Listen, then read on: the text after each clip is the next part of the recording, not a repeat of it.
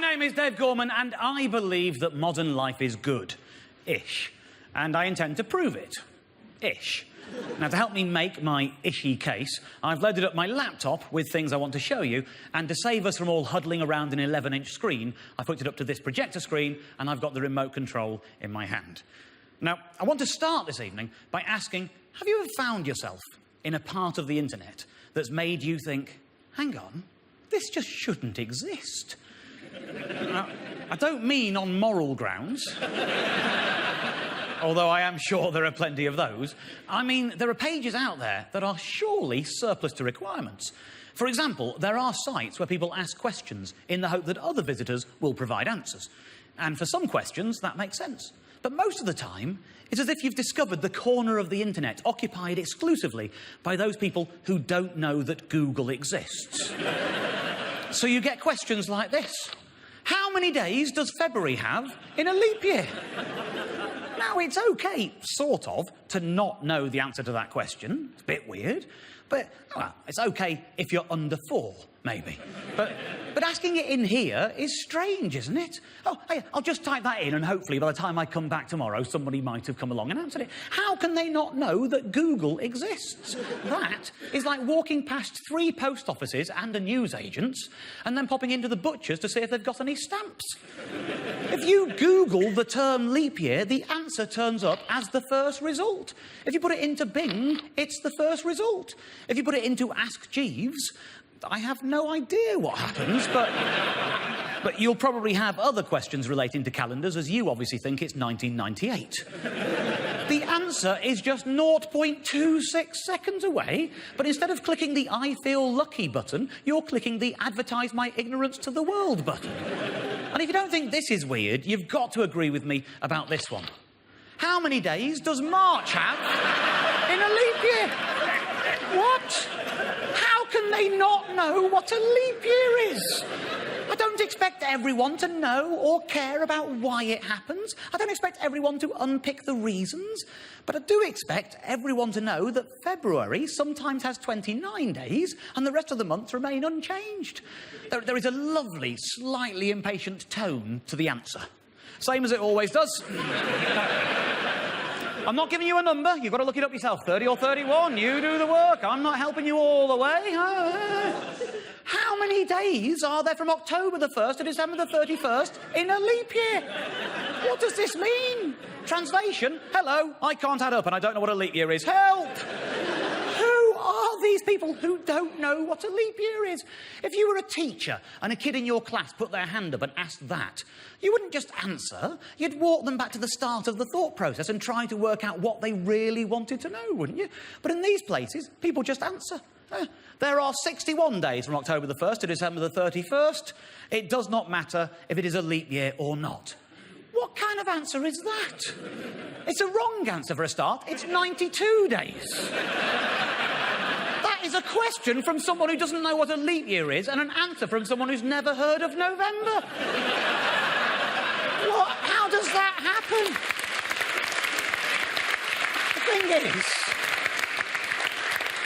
The thing is, I wanted to know, is this normal behaviour on these sites? Do people just ask questions loaded with irrelevant clauses and weird codicils that add nothing? So I thought I'd give it a go myself. I was wondering how tall I am in centimetres. I mean, I know I could measure myself using a metric system. I know I could just look up how many centimetres in an inch and work it out for myself. But somehow, this seemed more fun. How tall are you in centimetres if you're 5 feet 9 inches and you're called Dave? See what they do? I came back the next day and there was an answer. 1,752.6 millimetres, but I'm not called Dave. Not, what are you on about? Is this all if you're called Dave? So what are you talking about, man? Which would be the rational thing to do? They just answer. That's normal in these places. How many years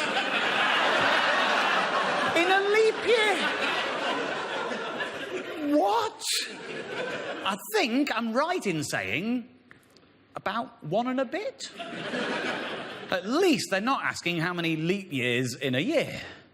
No, but they are. Yeah, how many leap years in a year? Well, just less than 1, I think. There's been an answer for this one. How many leap years in a year? Answer, depends.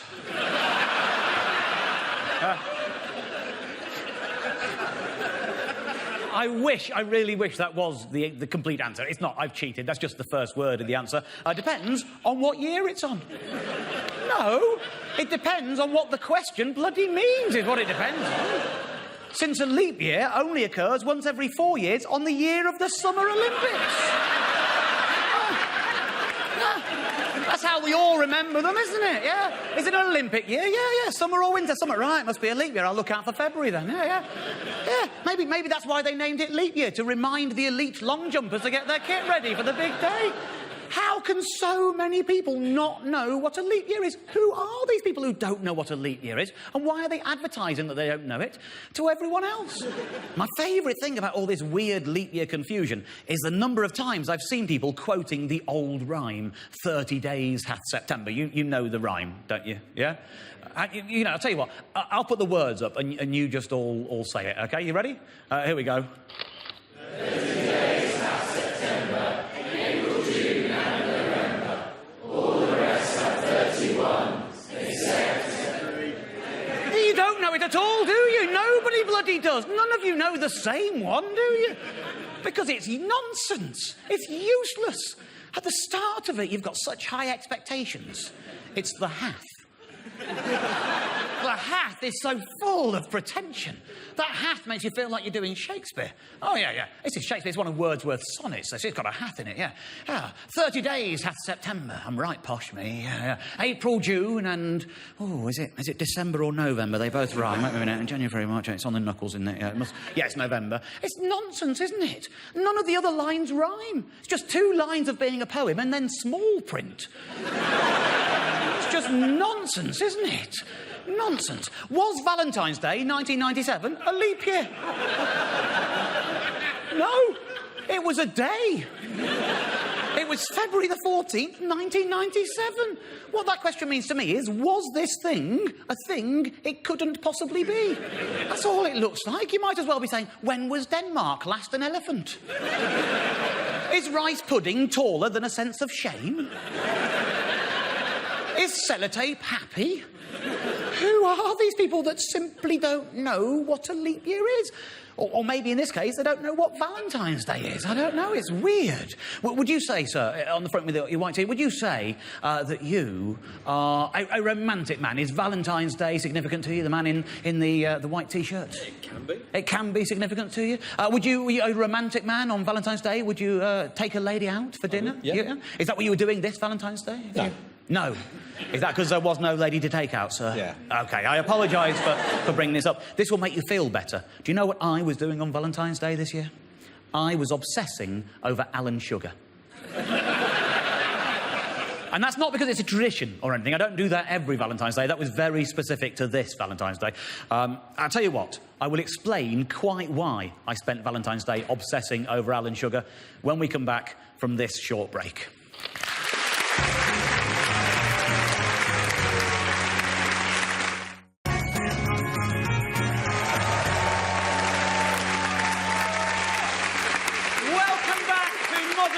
Is Goodish, ladies and gentlemen. My name is Dave Gorman, and before the break, I promised I would explain quite why I spent Valentine's Day thinking about Alan Sugar. And I will, but let me give you some background on the man first. Now, obviously, most people know him from The Apprentice, but as a businessman, I think he's most associated with the company Amstrad. Now, they were best known for home computing, but for me, they'll always be synonymous with this. This is the emailer. I know it seems weird. It's a phone that allowed people who didn't own or have access to a computer to check their emails. Although quite why someone who'd never had access to a computer would want to check their emails, I'm not quite sure. And I'm really not quite sure why I've bothered putting it on the screen there to show you, because, ladies and gentlemen, I have an emailer here. So you can see exactly how awful it really is.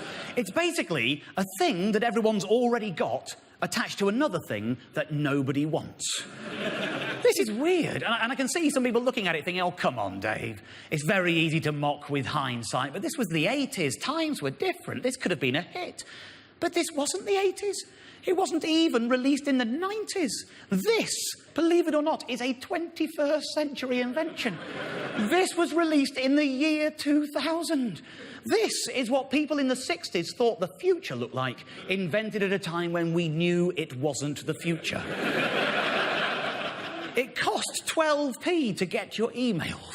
One of the things that makes email what it is the speed of conversation you can have.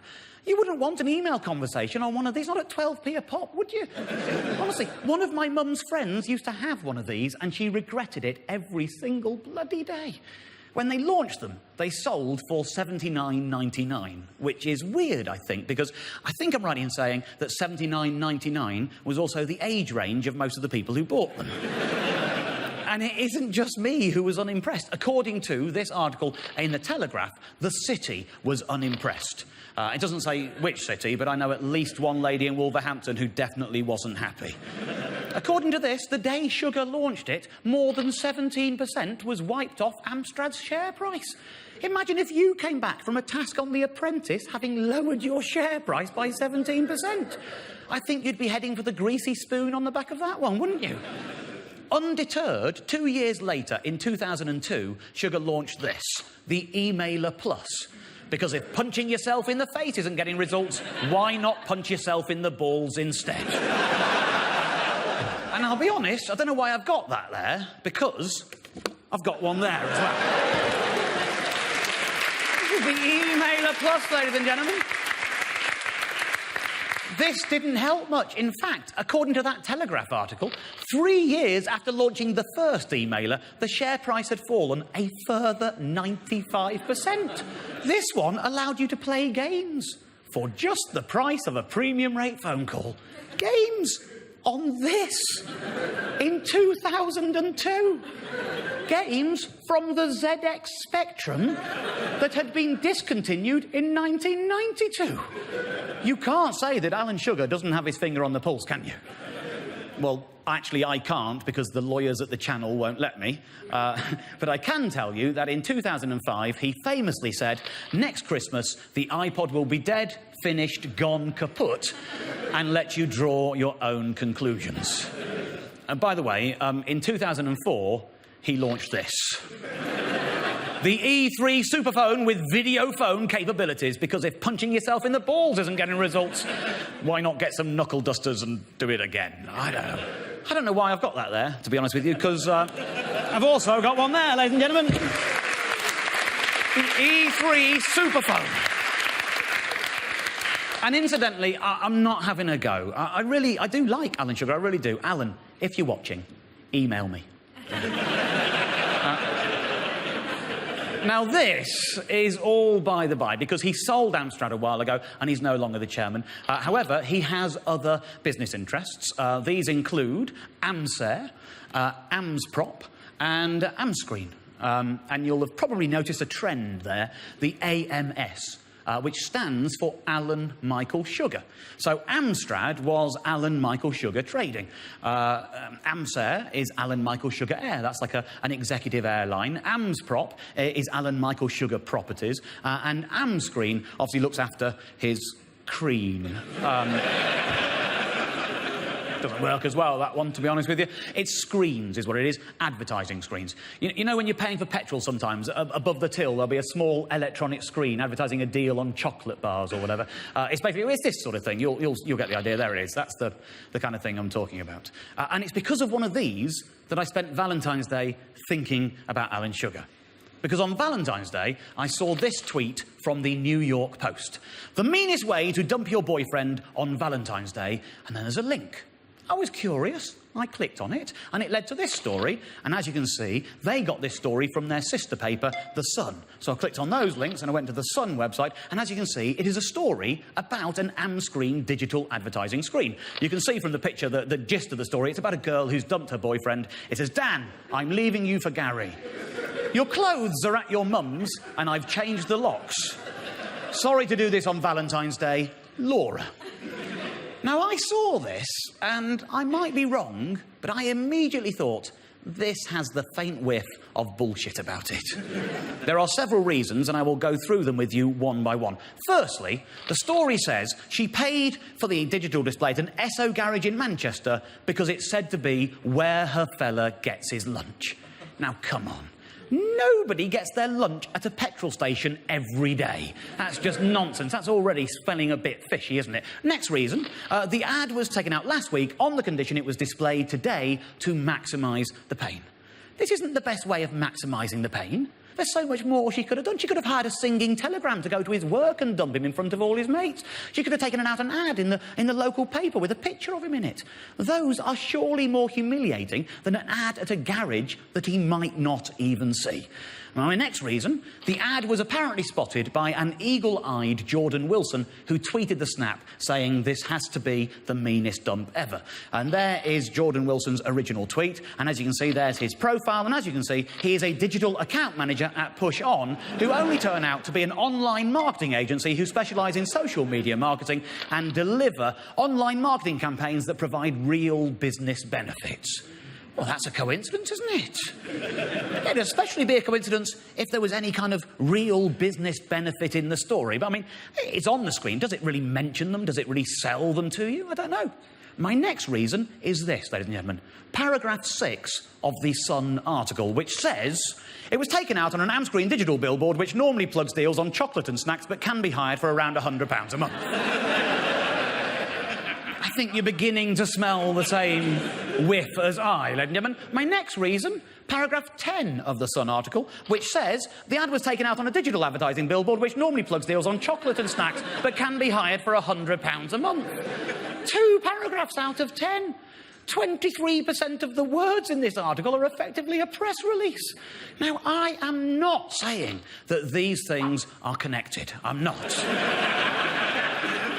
I'm not saying that, and I cannot prove that. But you can see that it looks a little fishy. Now, I was curious to see who else had tweeted about it. Now, obviously, this is the original tweet that started it all from Jordan Wilson.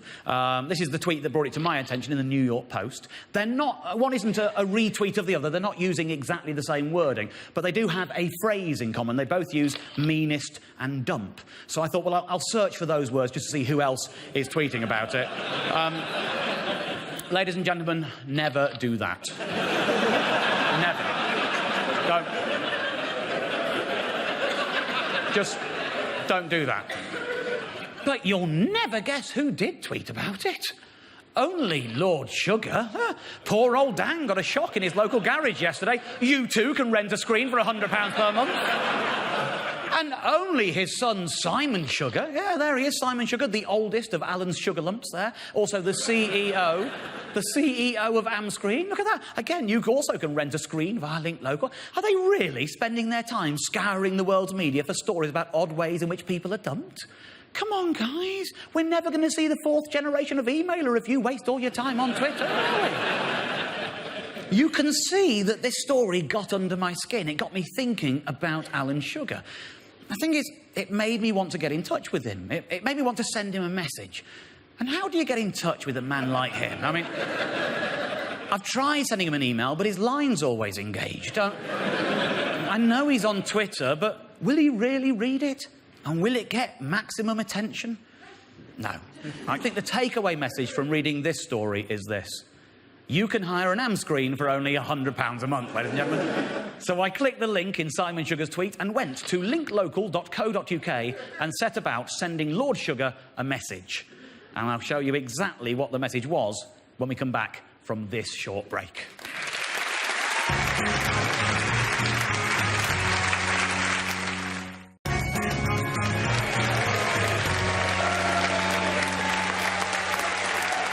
Welcome back to Modern Life is Goodish.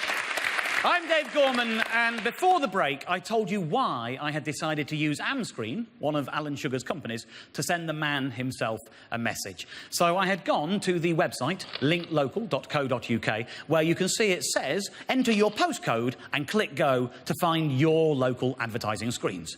But obviously, I don't actually want my local advertising screens. I want Alan Sugar's local advertising screens.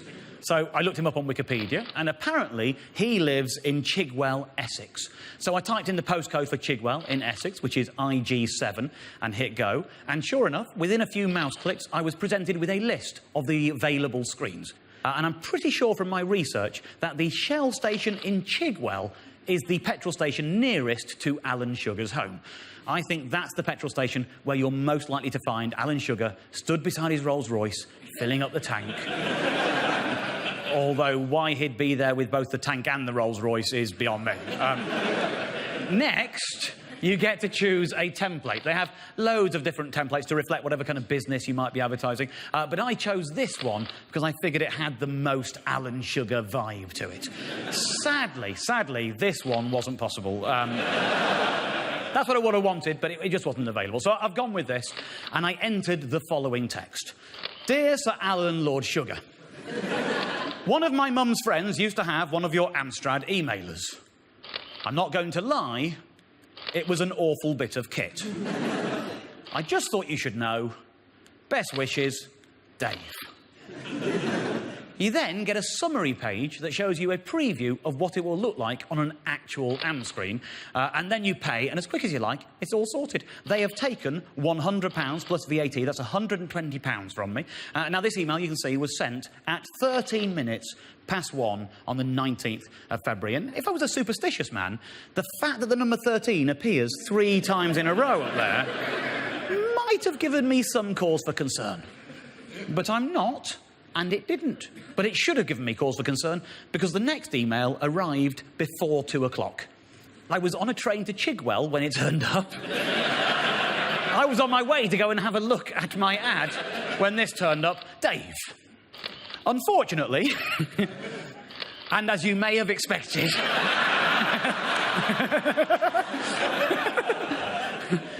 this advertisement has not passed through our internal approvals process. Therefore, we will be unable to make it live on your selected AM screen. We will arrange a full refund to take place ASAP. Once again, ladies and gentlemen, I think he has let himself down as a businessman. He's turned down £100 of business there. Luckily, I found an alternative way of getting my message to him, and I will explain what that was later in the show. But I can't really do that until I've given you some other information. You see, I want this show to encourage people to look more closely at things. I think if you look closely, the story of Laura and Dan doesn't add up. But it's just one example, and there are loads of others. I suspect things like this are happening all the time. Now, I have a theory as to why we don't look closely enough. I think we are conditioned to not look at the details. Life is constantly telling us we don't have to look closer. In fact, authority often tells us not to look. Here's an example. If you want to hire one of those Boris bikes, you know, the bikes they have on the streets of London, before you get to ride your bike, the terminal shows you this. Terms and conditions, page 1 of 39. 1 of 39. But it's OK, because down here, on page 1 of 39, is the I accept the terms and conditions button. How is that legally enforceable? Is a contract that someone knows you haven't actually read legally valid? Has anyone on earth ever read all 39 pages? Actually, I know they have. Because I have. I am trying to be the kind of person who pays attention, and so I read every page. And to prove that I had looked at every page, I took photos as I went. Now, I think I must be the first person to ever read all 39 pages. I'm pretty certain of it. I'm pretty certain because I found a mistake in them. And having found a mistake, I told them about it, and they changed it. And surely, if anyone else had ever bothered to read the terms and conditions, they would have found the same mistake, and they would have told them, and they would have changed it then as well. So they can't have done, because the mistake was still there. You can probably see it already from there, can't you? Yeah, it's there, isn't it? It's on page 7. You knew that, didn't you? As you can see, they are discussing the access periods. Basically, there are 3 periods of time you can buy access for: daily, weekly, and yearly. But of course, I can't just say that. They've got to show it in legal terms. So it says, for example, A, 24 consecutive hours daily. B, 168 consecutive hours or 7 days weekly. And then C, if you're a member, 8,760 consecutive hours or 365 days, which is obviously yearly, or 8,736 consecutive days or 364 days in respect of a leap year. We found them, ladies and gentlemen. These are the people who don't know what a leap year is. These are the ones, we found them. Presumably they are lawyers and they appear to be working for Boris. I was half expecting page 8 to have a detailed analysis of Valentine's Day 1997. In our imagination, terms and conditions have a particular tone of voice. We assume they sound like, oh, hello, I'm talking very quickly and you might not be able to follow me, especially as I'm going to use lots of long words, but I'm very important and also very friendly, so why don't you just run along now and leave it all to me? But in this instance, they might as well be saying, I don't know what I'm doing. The cycle scheme was launched on July the 30th, 2010. They sent me this email confirming that there was an error and it was being corrected on April the 24th, 2013. July the 30th, 2010 to April the 24th, 2013 is exactly 999 days. My intervention has saved them from 1,000 days of idiocy. According to them, there have been more than 20 million hires. That's 20 million times that someone has agreed to terms and conditions that don't make sense because they haven't bothered to read them. That can't be right, can it? What if they'd had something really unpleasant in there? It can happen. And don't look at me like that, thinking it can't happen. It can. In fact, it's happened tonight. Did you not see the sign above the door when you came in? There's a sign above the door. No? There is. OK, Maro, come with me. I'll get the sign. Come with me. Come on, Maro, come this way. You all came in through this door, did you not? If you come through here, there is an advertising screen. You happy with that? Can I take this off now? I'm going to bring it back in and show it to the ladies and gentlemen. After you, mind your back, Maro. There you go, ladies and gentlemen. There was, by the door that you all walked through, there was one of my Gore screens. It was there all along. Incidentally, if you want to hire one of these, they're only £99 a month, so... As you can see, by entering this room, ladies and gentlemen, you have agreed to our terms and conditions, which you can find on my website. This is what it says if you'd bothered to look them up, which you didn't. There we go. By attending a recording of Modern Life is Goodish, you agree to the following terms and conditions. Once you have entered the venue, all mobile phones must be turned off at all times. Standard stuff. By attending the performance, you acknowledge that you may be on camera. Your decision to attend automatically grants the producers permission to broadcast your image in perpetuity. You grant Dave Gorman permission to have sex with you. On the night or at any point in the 12 months that immediately follow the show's broadcast. This will take place entirely at his discretion. With each broadcast of the show, you extend this permission for a further 12-month period. And let's face it, we all know what channel this is being made for. There are going to be repeats.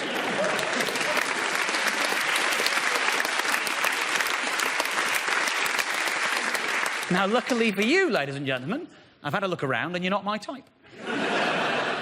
Because my type is the kind of person who reads terms and conditions. And who is my wife. But the point stands. For all you know, every time you ride a Boris bike, you could have granted permission for Boris to ride you. You're not. I've checked. But maybe, just maybe, you can agree we should be looking a little closer. Now, there is a theory that the younger generation, those raised in an internet age, are able to take in more of what is going on because they've grown up handling multiple streams of information. That's why you see kids riding bikes these days, checking their emails while they're doing it. There was a story a while ago about a schoolgirl in Scotland who threatened legal action against her school if they wouldn't let her use her iPod during her exams. So they had to buy her a new iPod and load it up with music themselves to make sure she wasn't using it to cheat. Where they got one from, I don't know. I mean, those things were finished by Christmas 2006, weren't they? Surely. Of course, there was outrage everywhere you looked, especially if you looked at the bottom half of the internet, where people were leaving comments on news sites and blogs. Now, I have a little hobby, ladies and gentlemen. I like to read all those comments. I like to collate the more eccentric of them and turn them into something else. I've turned them into something that I like to call a found poem that I would like to perform for you now. Well, well, well. I thought I'd heard it all, but I hadn't, because I hadn't heard this. This takes the biscuit, and it's not a very nice biscuit. Britain is no longer great. If I had the money, I'd emigrate. What about the other children around her? Have you been on a train, or a bus, or a coach, or a tram recently? They're full of selfish morons blasting out their music. When, oh when, will you people vote for a government that will stop this kind of thing? If I've learned one thing about girls, it's this. If you give one of them an iPod, they'll all want one. And so will the boys. This will spread across the nation. It's been brewing since the 60s. But now mob rule is finally here. This child should be named and shamed. If Ryan Giggs can be named for his infidelity, then why shouldn't this child be named for this? I am a doctor. And this girl is an addict. No more, no less. I am a doctor. And she needs music, just like a druggie needs drugs. I am not a lawyer. But this does not seem right or fair. I wonder how she would have managed if iPods had not yet been invented. I expect she'd have wanted a Walkman.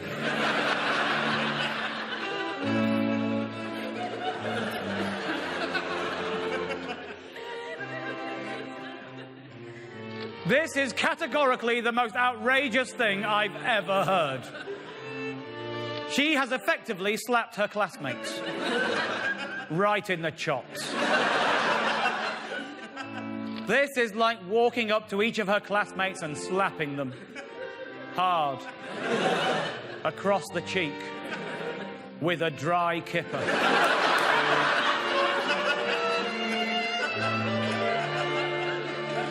When I was at school, we had proper lessons and learned proper things. Facts. We didn't learn about other cultures. We didn't use computers. We didn't have music pods. I am a doctor. Bring back the cane. I thank you. Ladies and gentlemen, we'll be right back after this short break.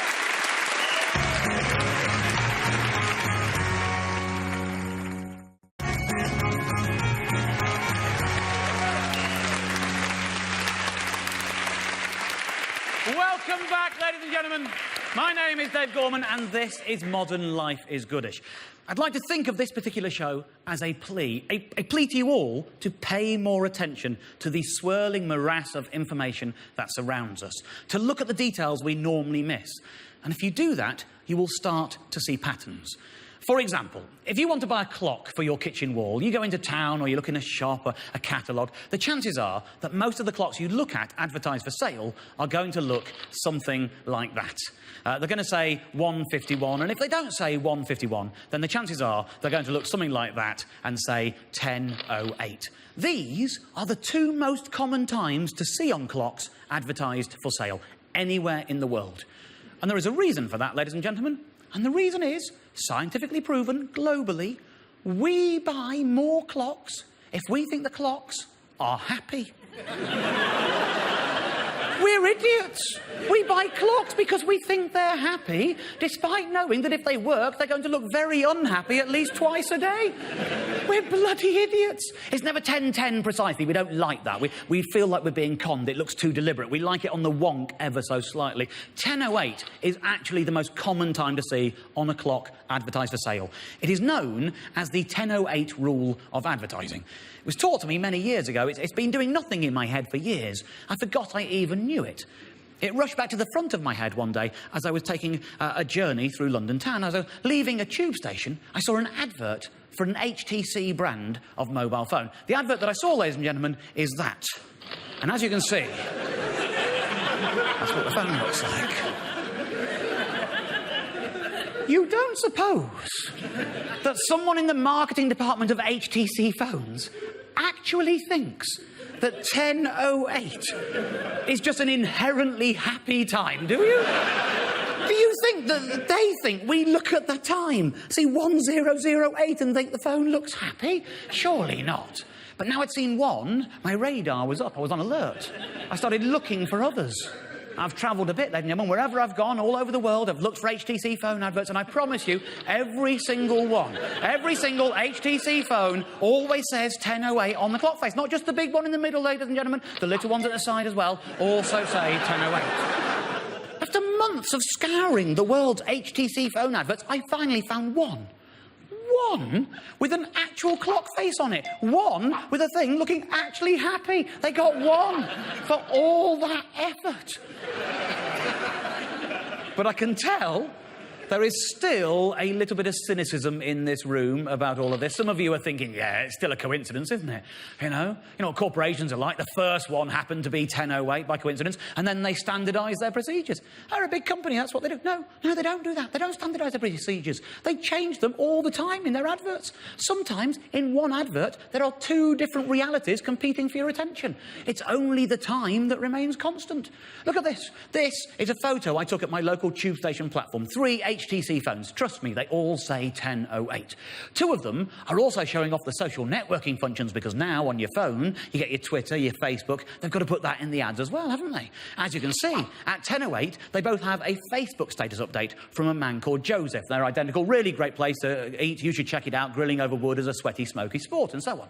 But also at 10:08, they have tweets. Tweets from a pretty girl whose name is Jennifer. And on one phone, Jennifer is tweeting, "Miami, here I come." And on the other, she's tweeting, "I'm okay." Now, either the autocorrect facility is shit on one of these phones, or someone somewhere is in an office saying, no, don't say she's going to Miami, say she's okay. Oh, no, don't say she's okay, say she's going to Miami.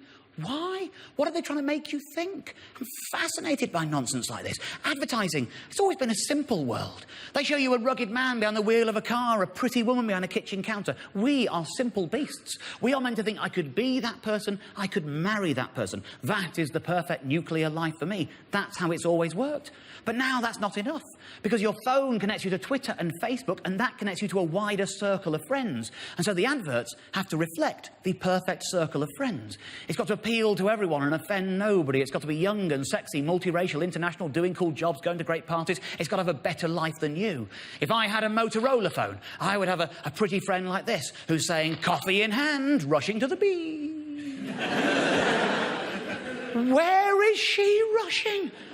Oh, I'm hoping it's a bear baiting competition myself. That'd be nice, wouldn't it? You might think if I had a Samsung phone, I'd have a friend like this, a nice hunky fella called Rick Stivens. That's an unusual name, isn't it? Rick Stivens, a weird one. Saying, been so busy with my work in the band, finally got everything back in order, yeah? Because he's like you, he works a 9 to 5, but he's cooler than you because he's in a band, oh yeah. He's probably invented by a highly paid marketing executive who can't spell everything. You'd think they'd have checked, wouldn't you? What about Apple? Apple have got to be the most desirable brand of the moment. They're the one we all want, apparently. This is a photo of an iPad advert. I took this on another train station platform. Let's zoom in and straighten it up and see what is going on in this advert. He's on Twitter. Yeah? What can we learn from this? What are his friends saying on Twitter? Let's have a look and close up. Well, Julie Stumbow is saying, just ate the best sandwich, full stop, ever. Kate Johnson saying, can't wait to see my sister tomorrow. Kevin Dolan ran 10k this morning. This is working for me. They're young, they're pretty, they're nice, they're warm, they're doing cool things. I mean, I don't know, are these people real? Have the people from Apple gone to real people on Twitter and said, hey, we think you're kind of cool. Do you mind if we use one of your cool tweets in our cool ads and make you look even cooler? Or have they just invented these people? And if they have invented them, have they invented them in real life? Have they actually got people tweeting this nonsense? Or have they invented them in Photoshop so that it looks real just for a photo, just for an advert? I wanted to know. So I looked them up. And I found them. And I'll tell you what, I am not convinced that they are real people. You'll see why. Julie Stumbow says, just ate the best sandwich, full stop, ever. Just ate the best sandwich, full stop, ever. How good was that sandwich there? She'd only had the best sandwich a month earlier. You can't keep pushing sandwich technology, Julie. There is a limit to how high sandwiches can climb, believe you me. I don't know, but I think Julie must have a sister as well. There is another girl who's using a lot of the Apple adverts who looks just like her. She's got a different surname, so my guess is that one of them has got married, maybe, and taken the fella's name. I don't know. It might be something like that. It must be, I suppose. But if these two aren't sisters, I don't know what's going on. They must be, really. All of Gauge Box tweets are exactly the same as well. Concert last night was a lot of fun. Totally got up to the front. Picture link. Picture link. I was so excited to click on that. I thought I was going to click on that and find a picture of Rick Stevens and his band rocking out. Thought I might have discovered a wormhole to another universe. And in that universe, all of the made-up people from all the different mobile phone company adverts are living happily side by side together. And in that universe, they advertise their phones using our tweets. It wasn't there. Which is a bit disappointing. But it made me think about those other people. What about Rick Stevens? What about the other companies? We know that Apple have done this. What about the others? What about Rick Stevens from the Samsung advert, the man who got everything back in order again? What about him? I wanted to know whether he was real or fake or made up as well. So I looked for him on Twitter. I couldn't believe what I found. No people results for Rick Stevens. Bloody hell. Samsung, you are playing fast and loose with the internet there, aren't you? You're taking a bit of a risk, aren't you? I mean, if you think about that, anyone on Earth, anyone, could take that picture they've used in their adverts and use it to register an account in the name of Rick Stevens, couldn't they? Anyone could do that. That's what I've done anyway, certainly. There it is. Working hard and playing hard with my band. I am doing their job for them, aren't I? Literally. I started off doing their job for them. The very first tweet that I sent out, as Rick Stevens, says this: been so busy with my work and the band, finally got everything back in order. I'm literally doing their job for them. Not just doing it. I think you can see, ladies and gentlemen, I'm improving it, aren't I? I've put a team. I'm helping them out. I'm helping them out. Did they thank me for that? Was there an email in my inbox from the Samsung marketing department saying, we don't know who you are, but thank you for so realistically recreating the persona of Rick Stevens for us? No, there wasn't. I waited 2, 3, 4 minutes. Nothing. Which is why I sent my next tweet out as Rick Stevens. Really hating my Samsung phone? It's just awful. The worst on the market.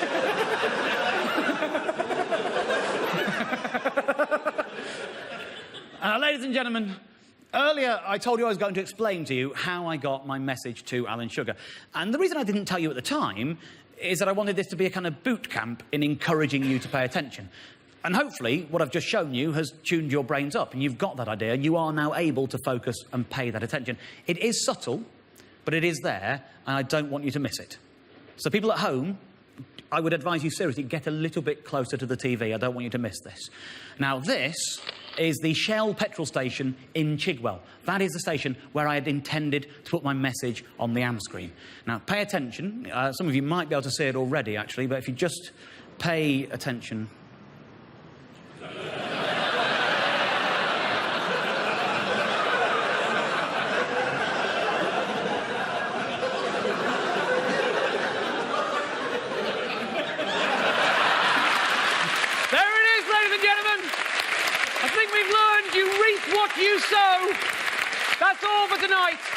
gentlemen, I hope I've convinced you to look a little closer and shown you that modern life is good. Ish. Good night.